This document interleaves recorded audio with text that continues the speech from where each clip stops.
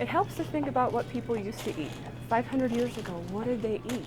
Low-fat, whole grain, whole wheat. The packages show them bold and bright, but many of them aren't true. There's a labeling loophole that actually people need to be aware of. Myth number 1, just because it says no trans fat doesn't mean it's true. On the label, they can say 0 grams trans fat per serving if it's less than 0.5.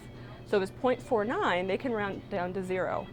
But if you eat 3 servings, you could be getting almost 1.5 grams of trans fats. Fact, not all fat is bad fat. Of course, in moderation, and of course, the healthy fats. Just keeping in mind that people do need to get those healthy fats in the diet. Myth, skim milk isn't always the healthier choice, but it does depend on the person. Skim milk is going to have a bigger impact on blood sugar. When we take the fat out of it, the sugar that's naturally occurring in milk, like lactose, has a chance to raise our blood sugar levels more quickly.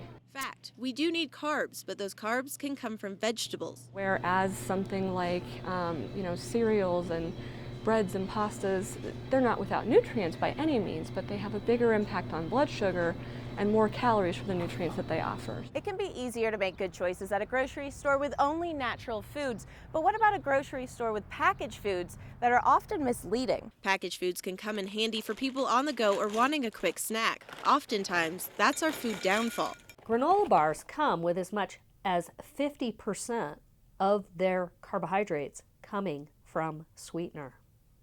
So, not that far off from a candy bar. Back in the day, before processed sugar became so common in all of our foods, our ancestors would eat about 20 teaspoons of sugar in a year. Now, this is how much the average American has in one day. In general, both experts say it's better to go back to basics. Don't believe the front of the pack. Go right away to the ingredients list and your nutrition facts panel for the real truth.